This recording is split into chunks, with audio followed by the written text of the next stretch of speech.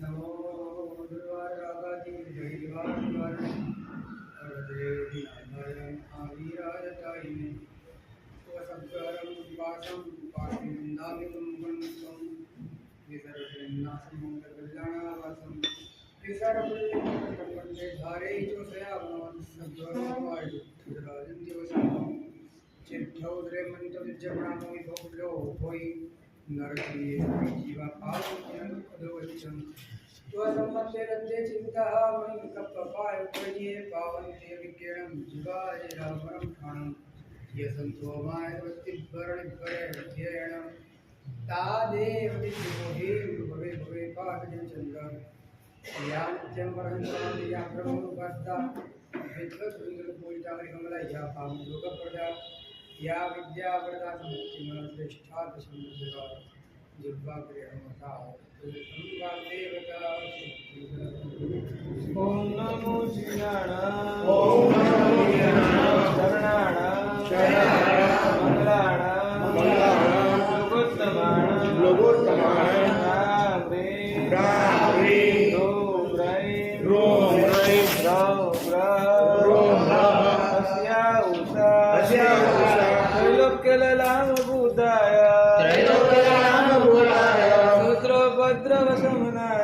शूद्रोपद्रवशमनाय हरहते नमः स्वाहा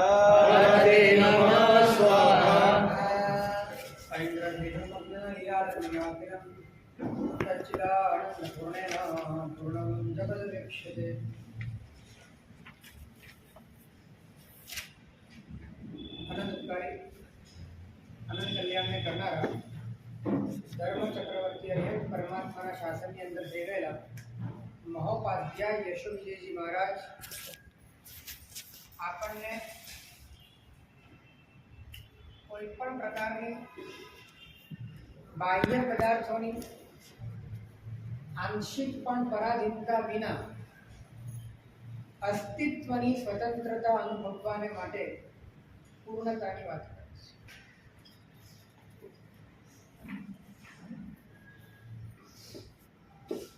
ગઈકાલે વાત કરી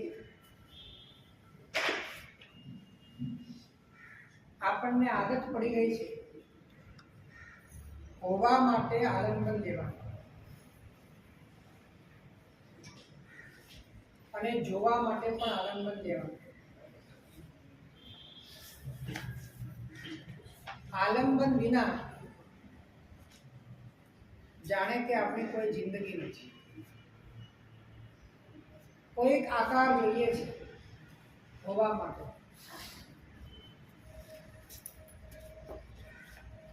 કોઈ એવી ફ્રેમ જોઈએ છે કોઈ ચહેરો જોઈએ છે કે જેના માધ્યમે હું આશ્વસ્ત થઈ શકું કે હું છું।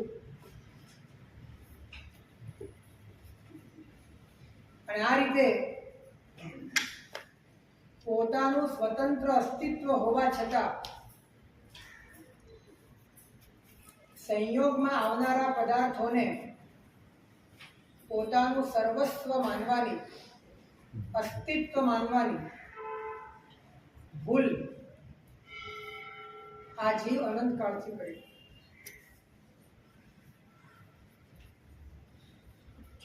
જે સંયોગમાં આવેલો પદાર્થ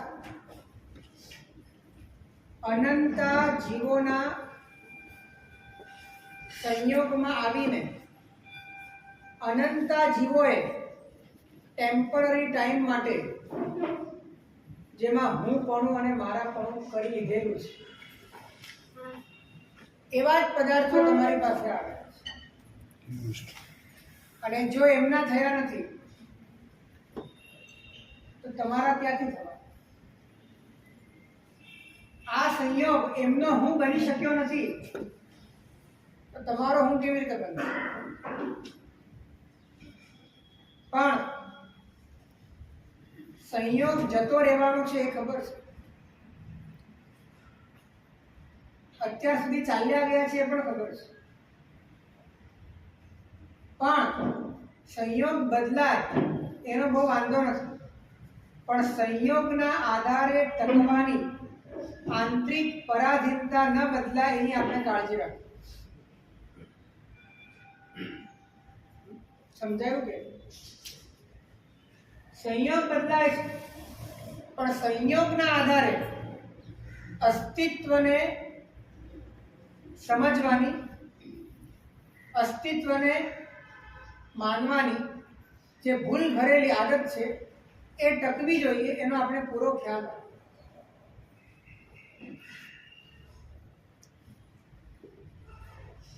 એટલે હોવા માટે કાંઈક ને કાંઈક અનંતા જીવોની વચ્ચે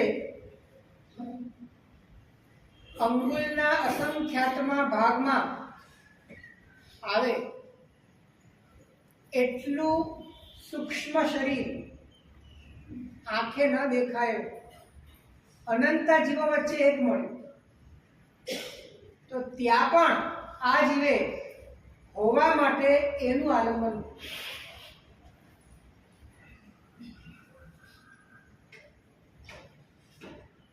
અને જેમ જેમ નિગોદમાંથી નીકળ્યા તેમ તેમ આલંબન મોટા મળતા ગયા, અને પછી તમને તમારું સ્વતંત્ર આલંબન મળવા લાગ્યું.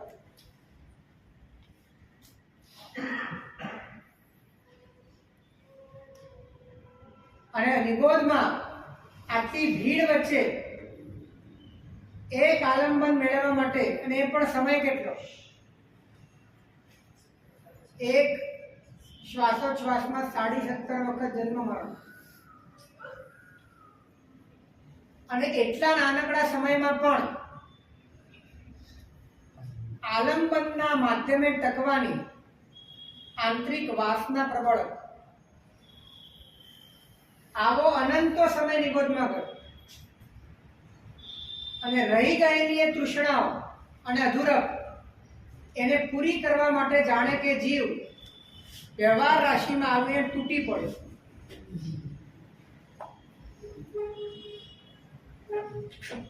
અને જે જે આધાર મળ્યા એને પૂરેપૂરો વળગી મળ્યો, અને વળગીને પાછો નિગોદમાં જ ગયો, કેમ કે એનું ફળ જ આ છે. દુઃખની જ અનુભૂતિ છે. 17.5 વાર જન્મ મરણ છે, તો બીજું આલંબન શું આવે? 17.5 વખત જન્મ અને મરણ કોના આધારે, શેના આધારે? અનંતા જીવો વચ્ચે જે એક શરીર મળ્યું, એક છૂટ્યું, એ જ મરણ છે, અને પકડાયું એ જીવન છે. તો અતિ અવ્યક્ત રીતે એ આધાર તરીકે, પોતાના આધાર તરીકે અંદરમાં ક્યાંક ને ક્યાંક સ્થાપિત થયું.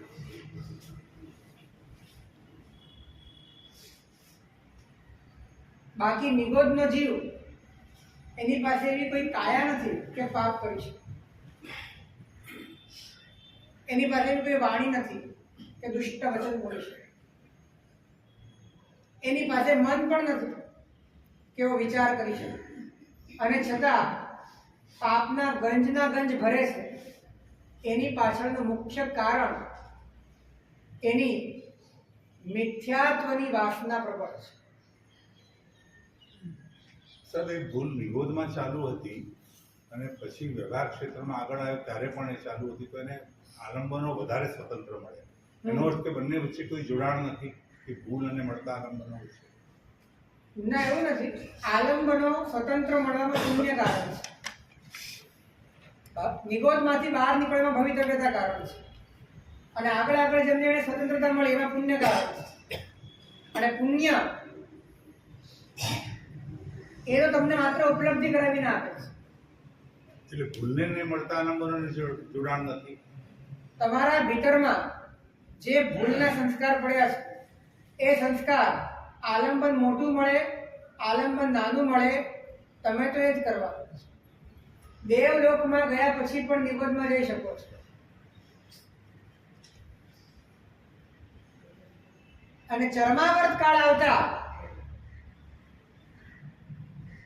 આ ભૂલ, આવી કોઈ ભૂલ થઈ રહી છે ને, એ વાત ધીરે ધીરે સમજાય.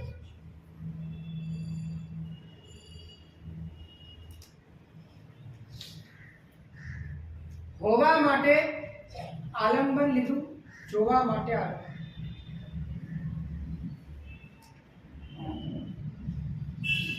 હવે હોવા માટે જે આલંબન લે છે જીવ, એ ક્યાંથી લે છે અને શેના માધ્યમે લે છે? આ થોડું વિચારવા છે. નિગોદમાં પણ જીવ જે આલંબન લે છે એ અનંતા જીવો વચ્ચે એક શરીર છે, અને એ પણ અંગુલના અસંખ્યાત્મક ભાગ જેટલું છે. ત્યાં જે આલંબન પકડે છે, એ આલંબન પકડવાનું દ્વાર શું છે?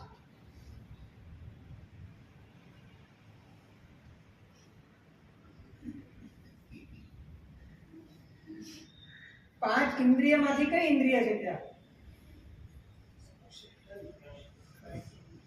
હે? સ્પર્શનેન્દ્રિય. અને એ પણ અતિ સૂક્ષ્મ છે. અને અનંતા જીવો વચ્ચે શરીર એક છે. પણ ઇન્દ્રિયો બધાની અલગ, હે? ઇન્દ્રિયો બધાની તો અલગ અલગ. જ હોય ને. ઇન્દ્રિયોનો ક્ષયોક્ષમ અલગ, શરીર બધાનું એક. ઇન્દ્રિયોનો ક્ષયોક્ષમ કેમ કે આત્મા જુદા છે બધા, એટલે આત્મા પ્રમાણે એનો બધાનો પોતપોતાનો ક્ષયોક્ષમનો ઉઘાડ જુદો. પણ એ ક્ષયોક્ષમ જે આલંબને એને અનુભવવાનો છે, એ શરીર જે સ્પર્શનેન્દ્રિય તરીકે એને મળી છે, એ તો એક જ છે. એટલે ચાલી ભાષામાં કહીએ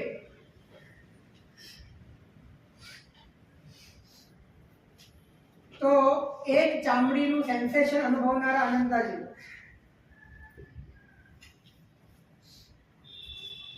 એક ચામડીનું સેન્સેશન અનુભવનારા અનંતા જીવો. હવે સેન્સેશન અનુભવવાની પોતપોતાની ક્ષયોક્ષમની મર્યાદા. હવે ત્યાં હોય તો કેટલું જ્ઞાન હોય, ત્યાં ક્ષયોક્ષમ હોય તો કેટલો હોય? જ્ઞાનીઓ કહે છે અનંતમો ભાગ, જ્ઞાનનો અનંતમો ભાગ ત્યાં ઉગાડો છે, અતિ સૂક્ષ્મ.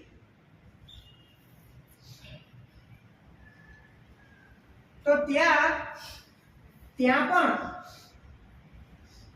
પોતાના હોવાનું આલંબન શેના માધ્યમે લે છે મારે પૂછવું છે?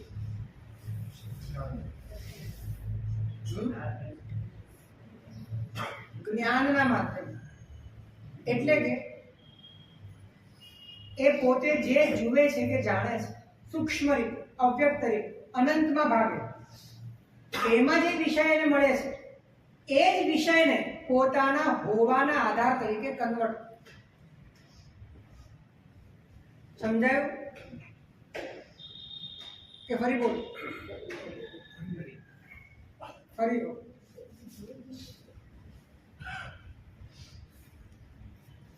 જ્ઞાનનો અનંતમો ભાગ ઉગાડો છે. હવે આ અનંતમો ભાગ કીધો એ જ્ઞાતાની અપેક્ષાએ કીધો કે જ્ઞેયની અપેક્ષાએ કીધો?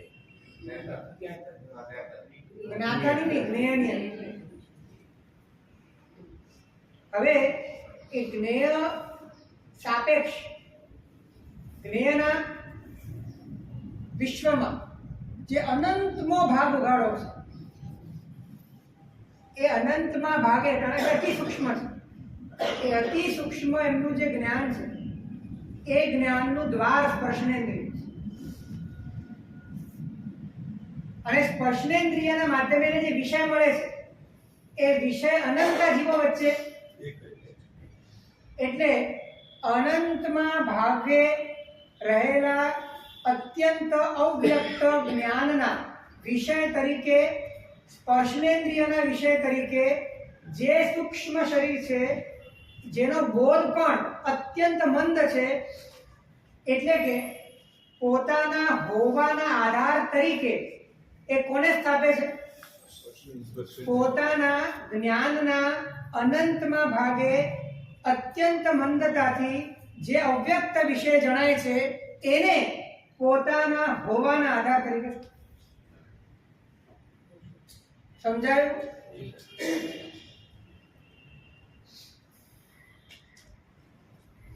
નિગોદમાં અનંતો કાળ કોઈ પણ જાતની ભૂલ વગર કેમ રહેવું પડે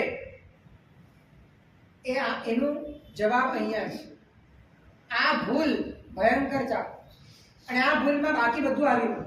જે મિથ્યાત્વ પ્રબળ હોય ને ત્યાં કશાય પણ હોય જ, ત્યાં અવિરતિ પણ હોય જ, અને ત્યાં દેખાતા યોગ ભલે ન હોય છતાં પણ આંતરિક આત્મ પ્રદેશોના સ્પંદનરૂપ યોગ પણ હોય જ. એટલે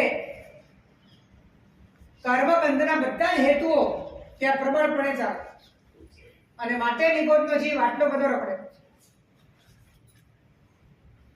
અને નિગોદમાં જે ભૂલ કરી એ ભૂલ માનવ જીવનમાં પણ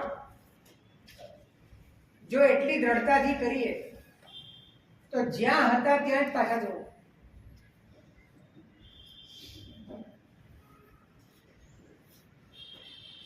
તો પ્રશ્ન એ છે કે હોવાનું આલંબન જીવ લે છે શેના આધારે? ડાયરેક્ટ હોવું એ આલંબન પકડી લે છે કે જ્ઞાનના માધ્યમે, જાણવા અને જોવાના માધ્યમે એને જે જણાય છે અને એ વિષયને પછી હોવાના આલંબન તરીકે કન્વર્ટ કરે, કે ડાયરેક્ટ જ હોવું એ આલંબનને ગ્રહણ કરે? હે? જ્ઞાનના જ માધ્યમે. એટલે કે તમારા જોવામાં, તમારા જાણવામાં જે પદાર્થ આવે છે એમાંથી કોઈ પદાર્થ એને તમે હોવામાં લઈ જાઓ, અને હોવામાં જ્યારે લઈ જાઓ છો ત્યારે હોવું સમાપ્ત થાય છે, હોવું હોતું જ નથી, ત્યારે બનવું થયું. અને જ્યારે તમે બની જાઓ છો અને બન્યા પછી જ્યારે જુઓ છો ત્યારે જોવું પણ રહેતું નથી. એ જોવું રાગ બની જાય છે, એ જોવું દ્વેષ બની જાય છે, એ જોવું મોહ બની જાય છે, એ જોવું અવિરતિ અને કશાય બની જાય છે. એ જોવું રહેતું જ નથી. જ્ઞાનીની દ્રષ્ટિએ અજ્ઞાન દશા થઈ. હે? જ્ઞાનીની દ્રષ્ટિએ અજ્ઞાન દશા થઈ. જ્ઞાનીની દ્રષ્ટિએ અજ્ઞાન દશા, અને જ્ઞાનીની દ્રષ્ટિએ જે હોય એ જ સાચી વાત. આપણી દ્રષ્ટિએ હોય આપણે તો એને અજ્ઞાન માનીએ છીએ. જેનાથી અજ્ઞાન વધે આપણને ખબર ન હોય એને આપણે અજ્ઞાન માનીએ છીએ. ના ખબર પડી. જેનાથી અજ્ઞાન વધે એનું જ્ઞાન આપણને ન હોય એને આપણે અજ્ઞાન માનીએ.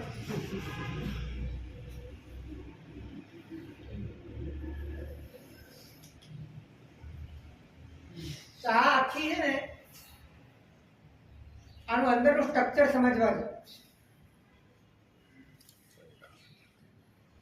આખી વ્યવસ્થા સમજવા જેવી છે કે હોવું એનો નિર્ણય કોણ કરે છે? હોવું એનો નિર્ણય હોવું નથી કરતું. હોવું એનો નિર્ણય જોવું કરે છે. અને હોવા માટેનું પણ જે આલંબન છે એ આલંબન લેવાનું કામ પણ હોવું નથી કરતું. એ આલંબન લેવાનું કામ પણ કોણ કરે છે?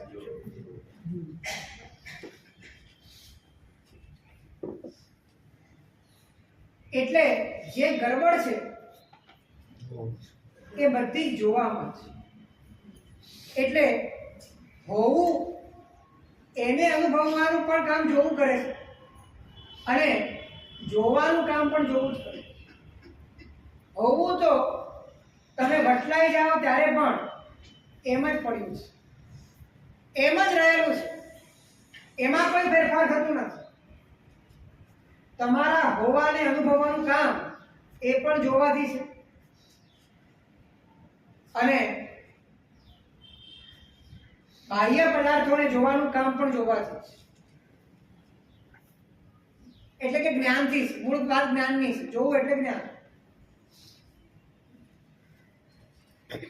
એટલે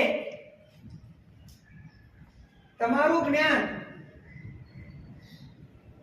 એ તમારા અસ્તિત્વનો અનુભવ કરે છે, અને તમારું જ્ઞાન અસ્તિત્વ સિવાયના પદાર્થોને પણ જુએ છે.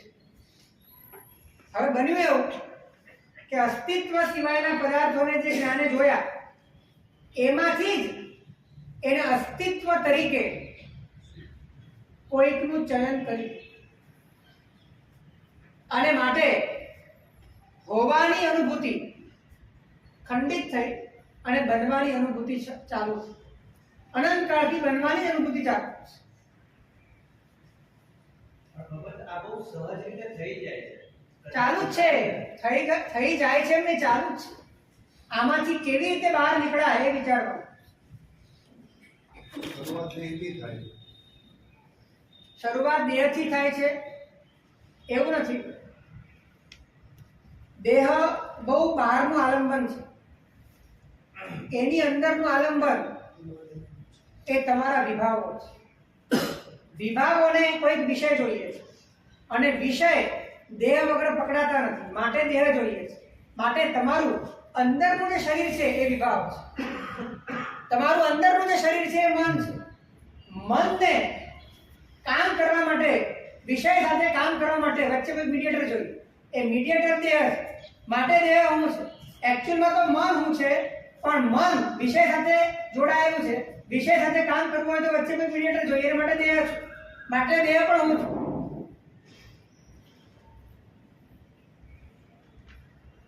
દેહ તો બદલાય છે. મન પણ પૂતગલ છે, પણ એકાંતે પૂતગલ નથી. મન એ પૂતગલ મુખી ઉપયોગ છે. કેમ કે ઉપયોગ વગર મન ચાલતું નથી. એટલે પૂતગલની આળપંપાળ કરનારા ઉપયોગને મન કહેવાય છે. અને એવું પણ ઉપયોગ એ આત્માનું સ્વરૂપ નથી, આત્માનો સ્વભાવ નથી. એટલા માટે કહીએ છીએ કે અતિ સૂક્ષ્મ રીતે જોવા જઈએ,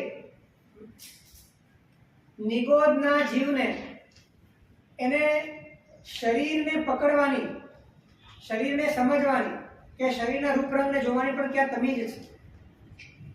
પણ ભીતરમાં રહેલા જે રાગદ્વેષ મોહ છે એના આલંબન તરીકે જે પણ મળે એને પકડવા માટેની આંતરિક વૃત્તિ છે. નિગોદમાં તો મન નથી. ભાવમન છે, ભાવમન બધે જ હોય. બહિર્મુખ ચેતના એ ભાવમન છે. ભાવમન બધે જ હોય. ઉપયોગ નિગોદના જીવને સ્વતંત્રતા નથી. નથી જ ને. જો હોય તો નિગોદ અને નિર્વાણ વચ્ચેનો ફરક ના હોય. તો જોવું અને હોવું, આમ ખરેખર જોવા જઈએ તો બંને એક જ વસ્તુ છે. કેમ કે હોવું એ દ્રવ્ય છે અને જોવું એનો ગુણ છે. હોવું એ આત્મદ્રવ્ય છે અને જોવું એ જ્ઞાન ગુણ છે. બંને એક જ વસ્તુ છે. જે રીતે રત્ન અને રત્નનો પ્રકાશ એક જ વસ્તુ છે, એવી રીતે હોવું અને જોવું બંને એક જ વસ્તુ છે. જ્યાં હોવું છે ત્યાં અને જ્યાં જોવું છે ત્યાં જ.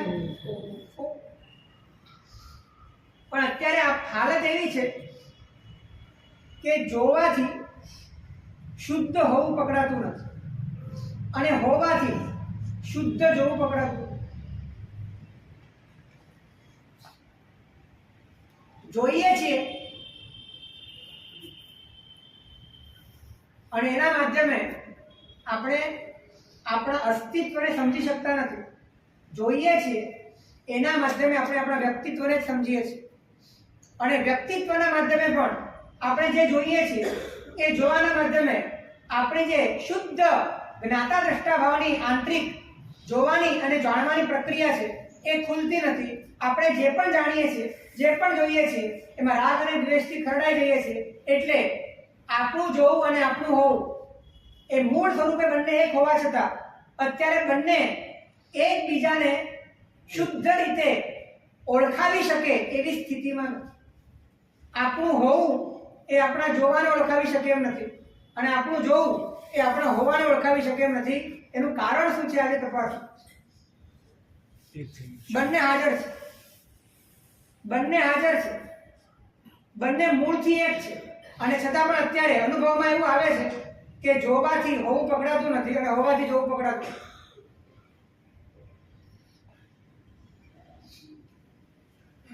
જેટલું જોઈએ છીએ એટલા બનીએ છીએ અને જેટલા બનીને જોઈએ છીએ એટલા ખરડાઈએ છીએ.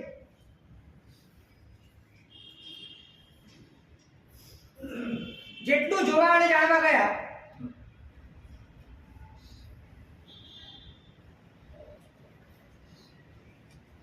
જ્ઞાતા અને દ્રષ્ટા ભાવ એનો અર્થ તમે બહુ ઉપલબ્ધ રીતે કરો છો. સોફા ઉપર બેઠો હોય ટીવી ચાલતું તો એ જ્ઞાતા દ્રષ્ટા ભાવ એમ કોઈ જ્ઞાતા દ્રષ્ટા ભાવ નથી આવતો.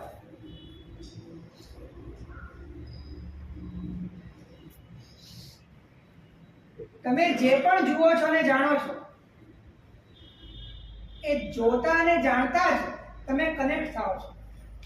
વિકલ્પો થાય છે, અભિપ્રાયો આવે છે, રાગદ્વેષ અંદરમાં ઉઠે છે, વ્યક્તિત્વ બને છે, સ્મૃતિઓ અંદર હેરાન કરે છે. એટલે તમારું જોવું એ શુદ્ધ નથી, તમારું હોવું એ પણ શુદ્ધ નથી. એટલે તમે જોવાના માધ્યમે હોવામાં નથી જતા, જોવાના માધ્યમે બનવામાં જાઓ છો. અને બનવાના માધ્યમે જોવામાં નથી જતા, બનવાના માધ્યમે રાગ દ્વેષમાં જ જાઓ.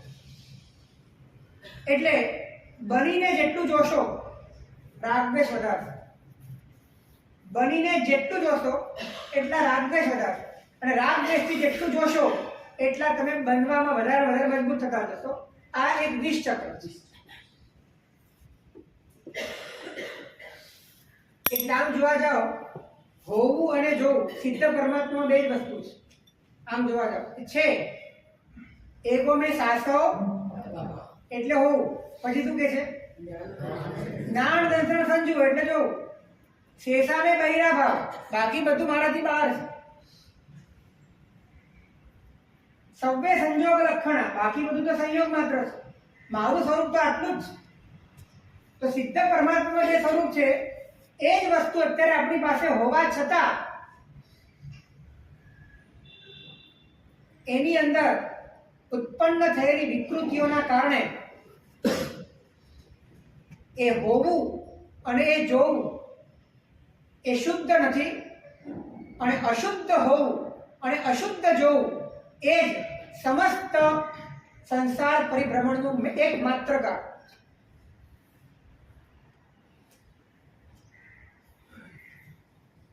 તમને ન સમજાય તો પૂછવાની છૂટ છે. હોવું તો અશુદ્ધ ના હોય ને, હે? હોવું તો શુદ્ધ જ હોય. દ્રષ્ટિમાં તો અશુદ્ધ છે ને, મૂળ સ્વરૂપે તો શુદ્ધ જ છે બધાનું, પણ તમારી દ્રષ્ટિમાં તમારા અનુભવમાં તો અશુદ્ધ છે. એની વાત ચાલે છે. તમારા અનુભવમાં હોવું અશુદ્ધ છે અને તમારા અનુભવમાં જોવું પણ અશુદ્ધ છે.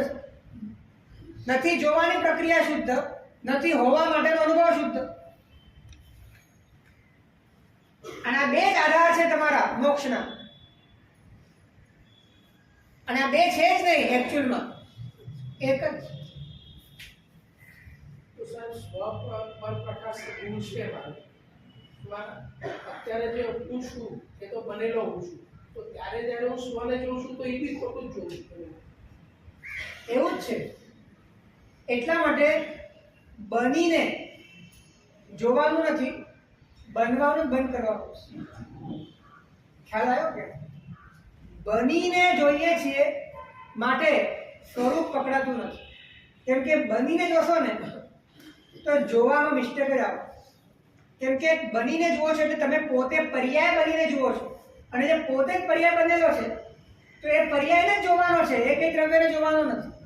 પર્યાય બનીને પર્યાય જ પકડાય, પર્યાય બનીને કઈ દ્રવ્ય ના પકડાય. એટલે વારંવાર કહું છું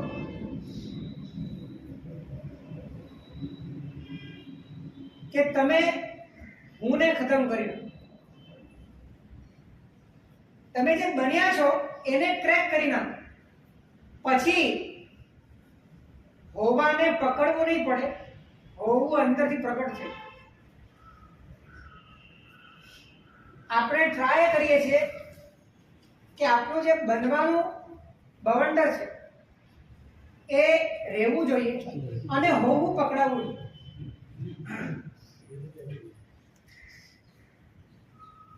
બનીને હોવાને સ્પર્શવું છે એ ઇમ્પોસિબલ છે. ત્રણ કાળમાં ક્યારે પણ શક્ય નથી. તમે બનવાનું બંધ કરી દો તો હોવાનું પ્રગટ થયા વગર નહીં. અને બનવાનું બંધ કરવા માટે જેના માધ્યમે બન્યા છો, જેના આધારે બન્યા છો, એના પ્રત્યે આંતરિક રીતે પ્રચંડ અસારતા જન્મે, નિરર્થકતા જન્મે, વૈરાગ્ય જન્મે, અને ત્યાંથી તમે ઉઠી જાઓ અને બનવા માટેનું કોઈ વજૂદ ન રહે, અંદરથી ખરી પડો, ત્યારે અંદરમાં હોવાપણું છે જ પ્રગટ થઈ.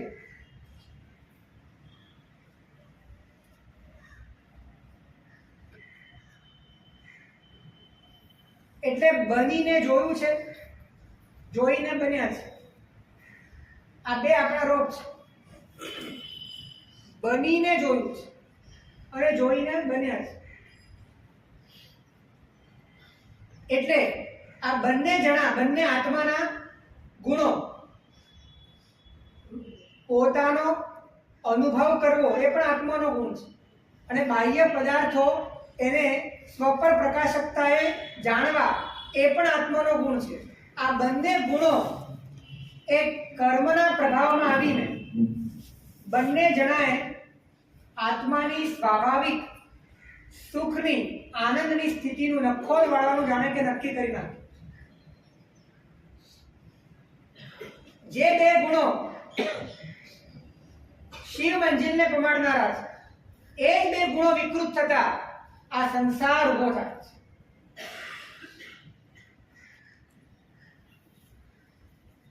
એટલે આ બંને ગુણો એ શેના આધારે એકબીજામાં વિકૃતિ પેદા કરે છે?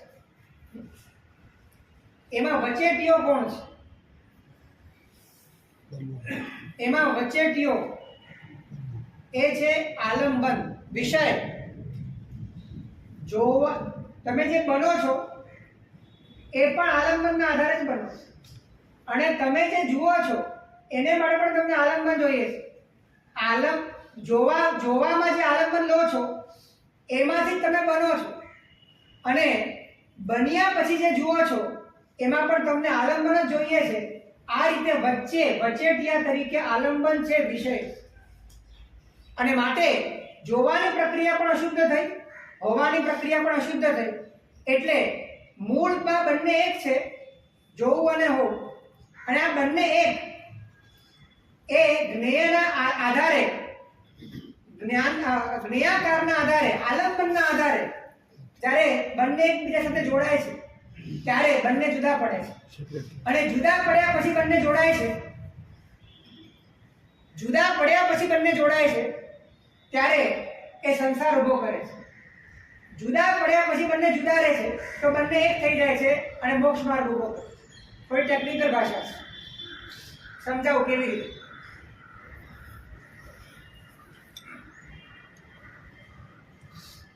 એક સૂત્ર મગજમાં ફિટ કરી દો કે તમે જોઈને શું કરો છો?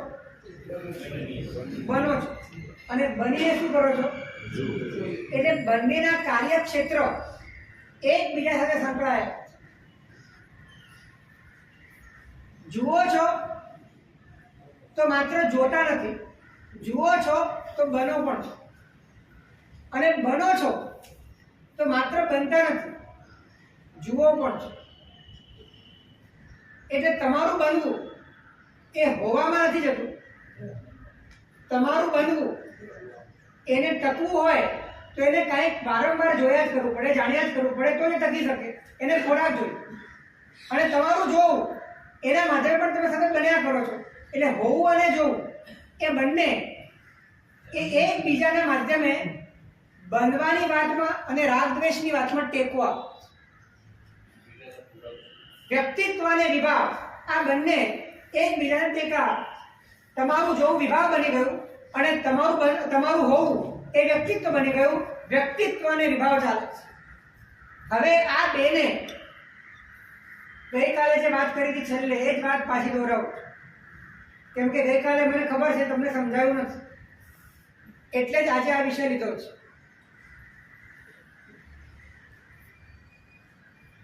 હવે જોવું છે એ જોઈને જો બનાતું જ હોય તો જોવાની પ્રક્રિયાને માત્ર જોવા સુધી જ સીમિત રાખવાની, એને હોવામાં નહીં જવા દેવું. અને જો હોવાની પ્રક્રિયા છે એના માધ્યમે જો રાગદ્વેષ જ થતા હોય તો હોવાની પ્રક્રિયાને હોવા સુધી સીમિત રાખવાની, એને જોવામાં લઈ નહીં જવું. આ ગઈકાલે મેં વાત કરી. આ એક પ્રયોગ છે અને અદ્ભુત પ્રયોગ છે કે જોવા ખાતર જુઓ.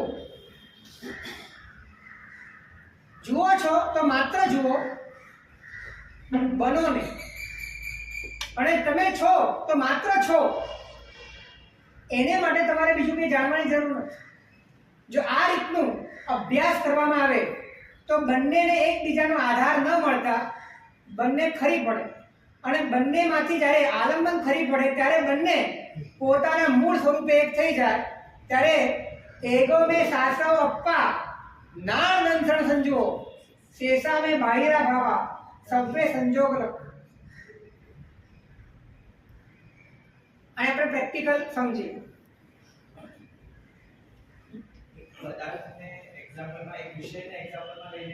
સમજાવો.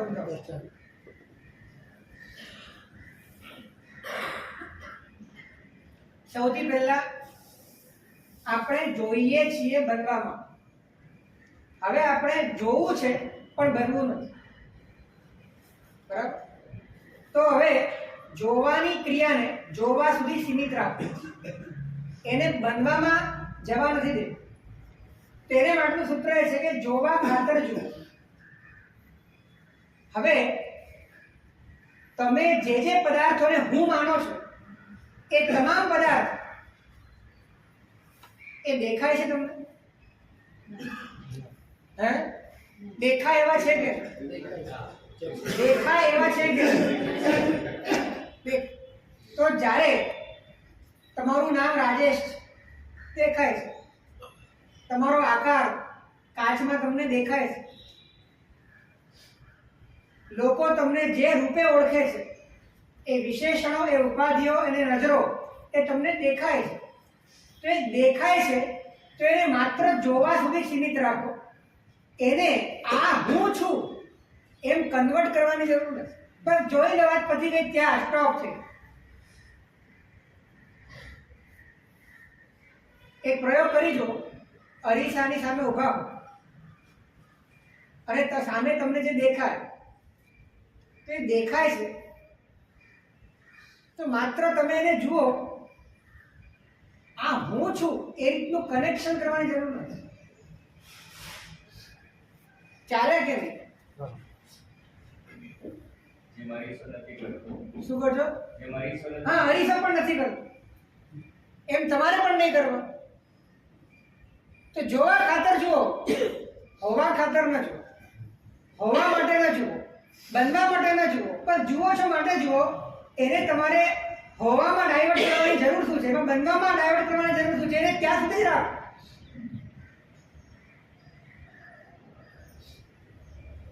કોઈએ તમને તમારા નામથી બોલાવ્યા અને તમે વ્યવસ્થા ખાતર જવાબ પણ આપો છો, પણ એ વખતે તમારા નામને તમે જોવા ખાતર જુઓ. એ હું છું એવું સ્વીકારવાની જરૂર ક્યાં છે?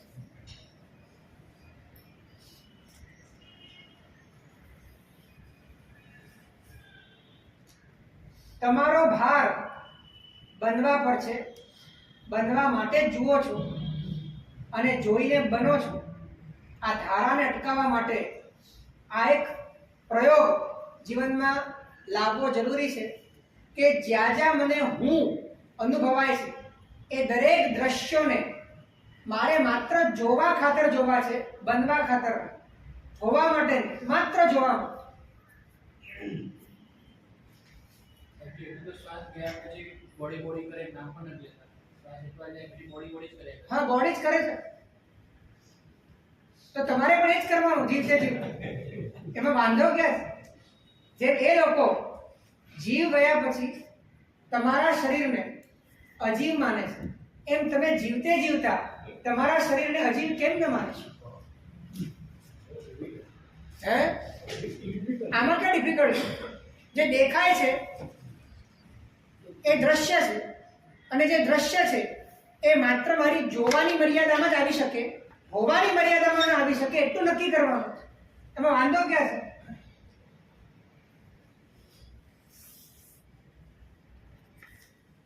જોવાની મર્યાદામાં રહેલી વસ્તુ જ્યારે હોવાની મર્યાદામાં આવે ત્યારે સંસાર ઉભો થાય. એને જોવાની જ મર્યાદામાં રાખો, હોવાની મર્યાદામાં લઈ જ ના આવો. બધું ફાસ્ટ છે, કઈ જ વિચારો જ નથી. તો હવે વિચારો, હવે ચાલુ કરો, અને સાચું વિચારશો તો ધીરે ધીરે અંદર પ્રકાશ પથરાશે, રસ્તા દેખાશે, માર્ગ સમજાશે, અને પરમાત્માના વચનોનું રહસ્ય અંદરથી તમને ખ્યાલ આવશે કે આ માર્ગમાં કઈ રીતે સહાય કરે છે. સર, જોવા ખાતર જોવો એટલે રાગ દ્વેષ વગર જો લેપાવો નહીં, રાગ દ્વેષ. અત્યારે આપણી એટલી જ વાત છે કે જે તમે જુઓ છો એને માત્ર તમે જોવાના જ કાર્યક્ષેત્રમાં રાખો, એને તમે હોવાના કાર્યક્ષેત્રમાં ન લઈ આવો. એને જોવાની જ મર્યાદામાં રાખો, એને તમે હોવાની મર્યાદામાં ન રાખો. એટલી જ વાત છે. આટલું પણ કરશો તો રાગદ્વેષ ઓટોમેટિક ઘટી જશે.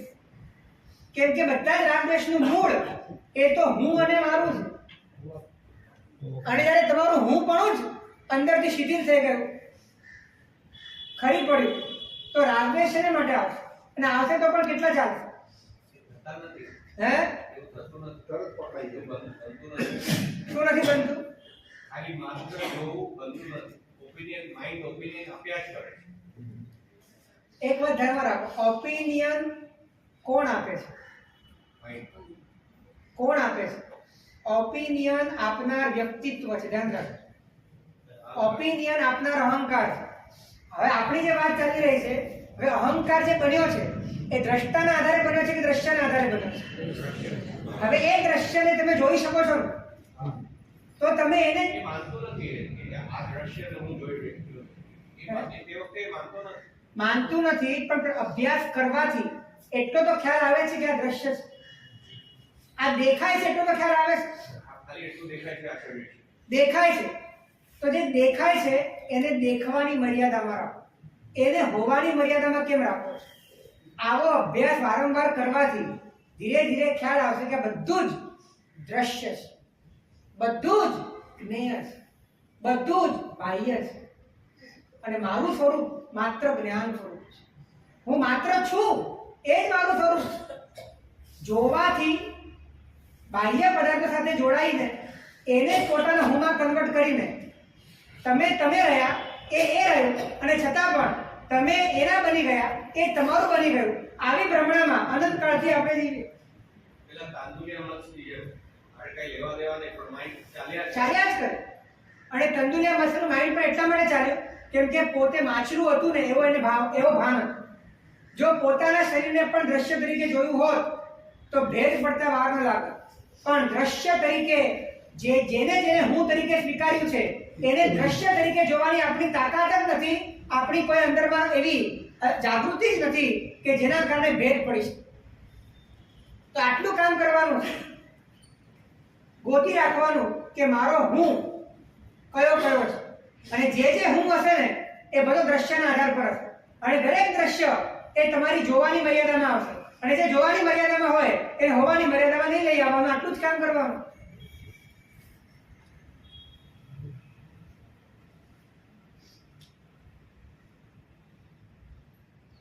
જુઓ છો તો માત્ર જુઓ, બનો નહીં. જે દેખાય છે તે માત્ર દેખાય જ છે, એ તમે છો નહીં. આટલું જ છે ગણિત. આટલું જ નથી, આટલું બધું છે.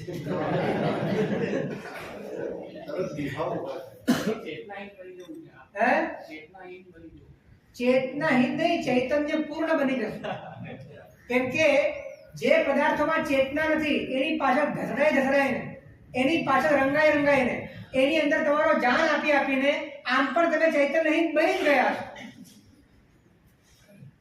એટલે જેટલું વિચાર, જેટલું ઓપિનિયન આપીએ છીએ, જ્યાં અમે આમ થવું જોઈએ, આમ કરવું જોઈએ, એમાંનું 0.01% કદાચ થતું હશે. છતાં પણ કોણ કાંતશે અને કોણ પીંગશે એક દ્રષ્ટાંત આવે છે. મારા ગુરુ મહારાજ કહેતા કે એક ડોશી હતી અને એને આવી પારકી પંચાયત કરવાની આદત હતી. અને એક વખત રૂના ગાડાઓ ભરી ભરીને પોતાના મકાનની બહારથી નીકળ્યા, રસ્તા ઉપરથી નીકળ્યા. એટલા બધા ગાડાઓ હતા. તો એ વિચાર્યા પછી, એ જોયા પછી એને વિચાર આવ્યો કે આટલું બધું રૂ એને કોણ કાંતશે, કોણ પીંછશે, કોણ એમાંથી કપડું બનાવશે, કેવી રીતે થશે? આ વિચારતા વિચારતા વિચારતા ડોશીને તાવ આવ્યો.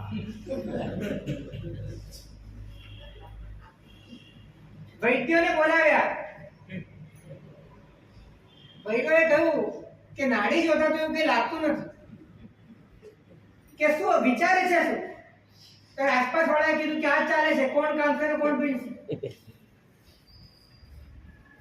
ત્યારે એને ખબર પડી ગઈ કે આની શરીર ચિકિત્સા નહીં કરે, આની મનોચિકિત્સા કરે. એકચ્યુઅલી પરમાત્માનું આખું શાસન એ તમારી મનોચિકિત્સા જ છે. અને એ વખતે એક આઈડિયા કર્યો અને એક વ્યક્તિ દોડતો દોડતો આવ્યો અને માજીને કીધું, માજી માજી ખબર પડી તમને? તો કે શું? તો કે બધા જ રૂના ગાડા બળી ગયા છે. તો કે હાશ, હવે કોઈ ચિંતા નથી. આવી આપણી હાલત, કોઈ લેવા દેવા નથી અને વગર કામની ચિંતાઓ, કર્તૃત્વ ભાવ, હું કરું, મારાથી થાય, હું આવો ને હું દેવો, આટલો બધો ભાર લઈ લઈને ફરીએ. એટલે મૂળમાં છેદ કરવા માટે, મૂળથી જ છેદ કરવો છે. તમને કંઈક ઈચ્છા થાય છે ને કરવાની, આ કરું, આ અભિપ્રાય આપું, તો હજી મૂળમાં જાઓ કે આ અભિપ્રાય કોને આપવા છે અને જેને આપવા છે એ દ્રશ્ય છે. અને જો દ્રશ્ય છે તો એને જુઓ અને એ રીતે જુઓ કે જોવા ખાતર જુઓ, બનવું નથી એનાથી. તો ધીરે ધીરે તમે અંદરથી જ છૂટા પડી. જ્યારે પણ અભિપ્રાય આવે સીધો એ પ્રશ્ન કરો કે અભિપ્રાય કોને છે, કોના તરફ છે. એટલે તમને એક વ્યક્તિત્વ પકડાશે. હવે એ વ્યક્તિત્વ જો દ્રશ્યના આધારે છે તો એને જુઓ અને એને જોવાની મર્યાદામાં રાખો, હોવાની મર્યાદામાંથી કાઢી નાખો. આવી વારંવાર પ્રેક્ટિસ કરવાથી અંદરમાં ભેદ વિજ્ઞાનની કુશળતા.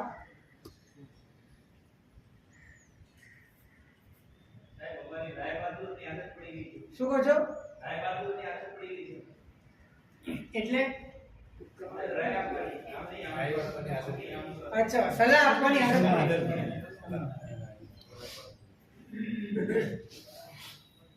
એક વાત ધ્યાનમાં રાખો, જ્યાં તમને સંબંધ ભાસશે ત્યાં તમને ઇન્ટરફિયર કરવાનું મન થશે. પણ જ્યાં સંબંધ જ નહીં ભાસે ત્યાં ઇન્ટરફિયર કરવાનું પણ મન નહીં થાય.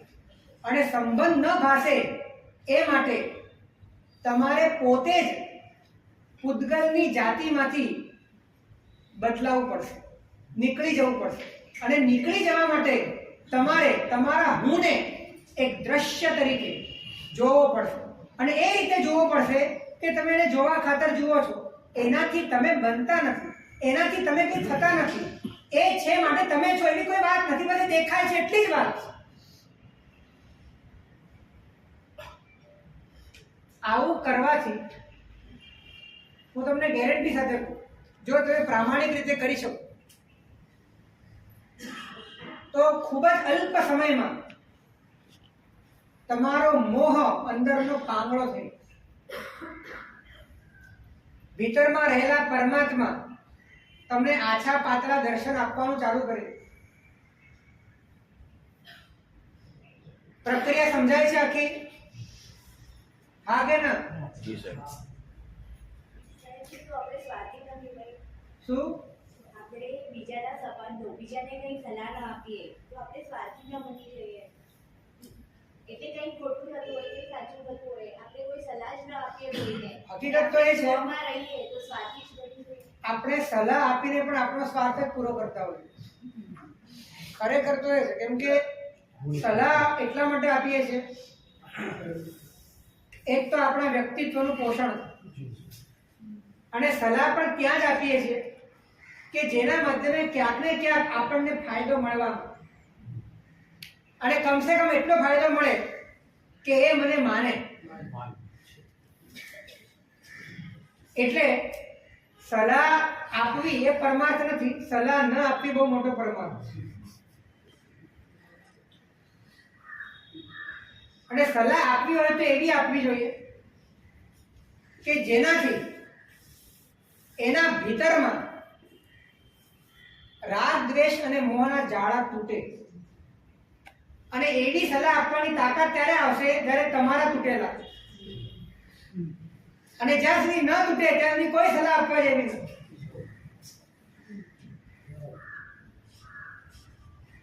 માટે જોવું અને હોવું આ બંનેને જો જુદા રાખશો તો બંને એક થઈ જશે. સિદ્ધ પરમાત્માના બંને એક છે, જોવું અને હોવું.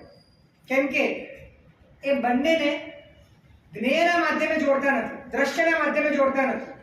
એ છે અને જુએ છે, જુએ છે અને છે, પણ જે જુએ છે એ નથી. સમજો મારી વાત, થોડી સૂક્ષ્મ છે. સિદ્ધ પરમાત્મા છે અને જુએ છે, જુએ છે અને છે. આપણી હાલત જુદી છે. આપણે જે જોઈએ છીએ તે થઈએ છીએ, અને જે થઈએ છીએ એ થઈને કંઈક જોઈએ છે. એટલે એમનું જોવું અને હોવું જુદું છે, આપણું હોવું અને જોવું કંઈક જુદું છે. અને આપણું હોવું અને જોવું એ આપણને સંસારમાં રખડાવે છે. એ જ્યારે બદલાશે, જ્યારે સંસારની ગતિથી જુદું થશે, ત્યારે આપણને મોક્ષની મંજિલ પર લઈ જશે. માટે એને બદલવા માટે કરવાનું કંઈ નથી, દ્રષ્ટિકોણ ચેન્જ કરવાનો,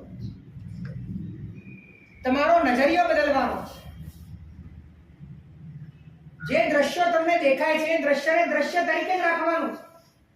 અને તમારા હુંને, ખાસ કરીને તમારા હુંને તમને દ્રશ્ય તરીકે દેખાવું જોઈએ. અને માત્ર એને જોવા ખાતર તમારે જોવાનું છે, એમાંથી તમારે કંઈ લેવાનું નથી, એમાંથી તમારે કંઈ બનવાનું નથી. આવી પ્રેક્ટિસ કરવાથી ભીતરની અંદર એક પરમ વૈરાગ્યની ધારા, પરમ શુદ્ધિની ધારા, પરમ ભેદ જ્ઞાનની ધારા ધીરે ધીરે ઊભી થાય. આપણે પહેલા જે કીધું કે હું જ્ઞાન સ્વરૂપ છું, એ જ્ઞાન આ બધું જ્ઞાન જ હે જ્ઞાન છે. બધું જે દેખાય છે, જે દેખાય છે, જે દેખાય છે એ જ્ઞાન છે. જેમાં દેખાય છે બધું જ્ઞાન છે. ફરીથી, જે પણ તમને દેખાય છે એ બધું જ્ઞાન છે. એ બધું જ્ઞાન જેમાં દેખાય છે તે જ્ઞાન છે. સમજાયું કે નહીં?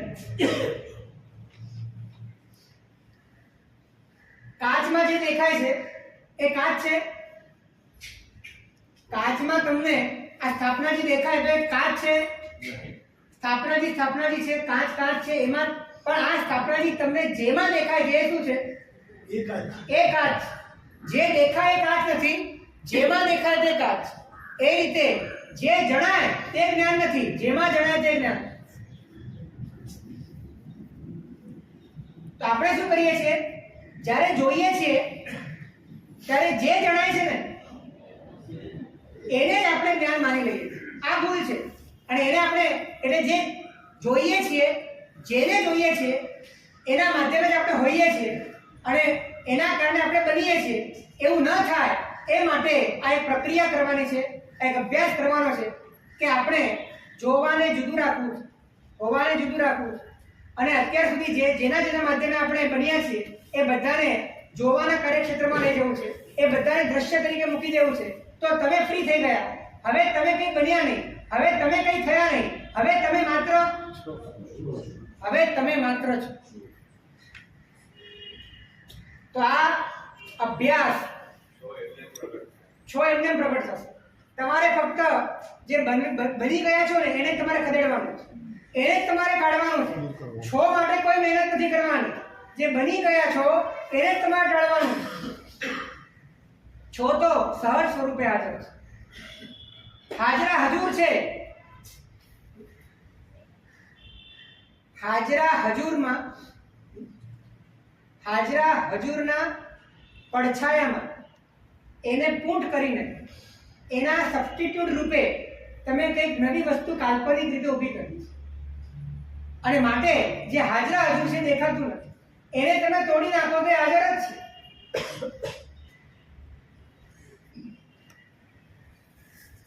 આ બધી વાતો આમ બહુ સરળ છે,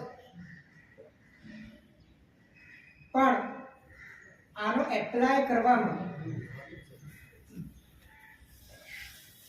આપણને એમ લાગે છે કે પછી જીવનમાં શું રહેશે.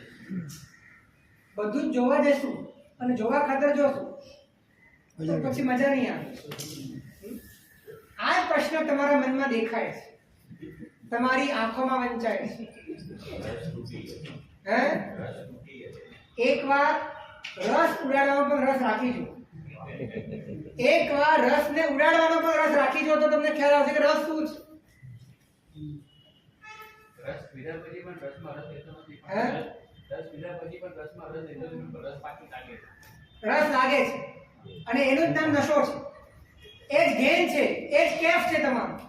એને ઉતારવાનો છે અને ઉતારવા માટે કદાચ શરૂઆતમાં શેરડી ચાવવામાં કઠિન લાગે, પણ ચાવતા ચાવતા રસ નીકળે ત્યારે બહુ મીઠી લાગે.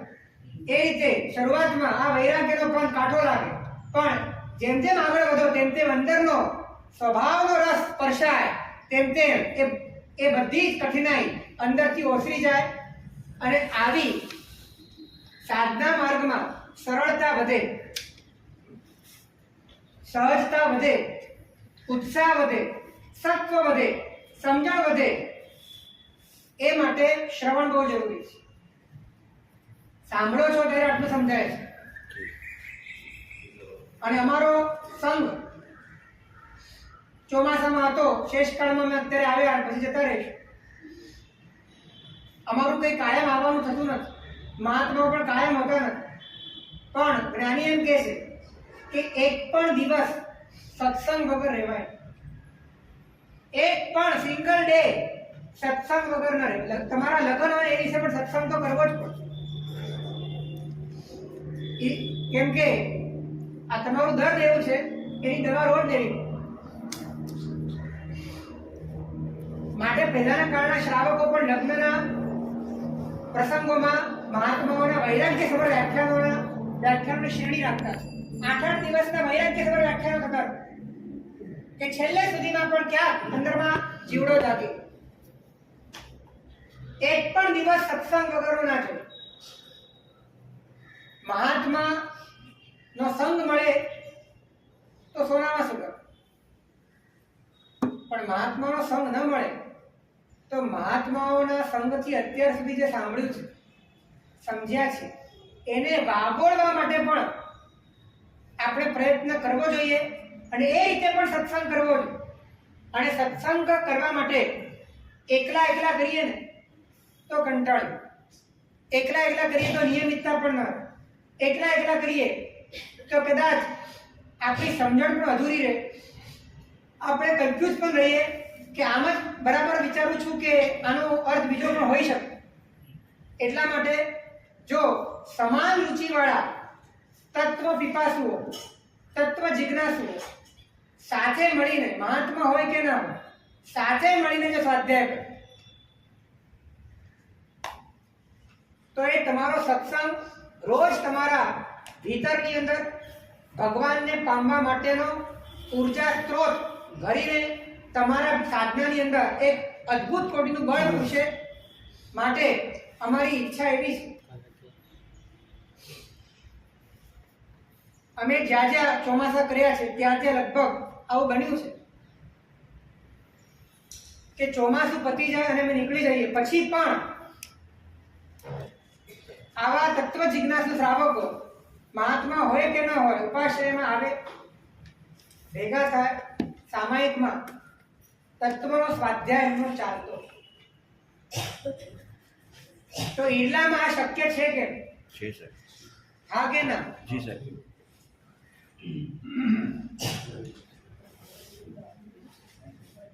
તમને વ્યાખ્યાન સાંભળવું ગમે પણ જો સ્વાધ્યાય કરવો ના ગમે તો બધો જ વ્યાખ્યાન તમારો ઉડી જશે. બધું સાંભળ્યું ધીરે ધીરે ઉડી જશે. સત્સંગ અનિવાર્ય છે અને માટે રાજેશભાઈને પ્રેરણા કરી છે, અહીંથી વિહાર થયો એ નિષેધ પ્રેરણા કરી છે કે સત્સંગ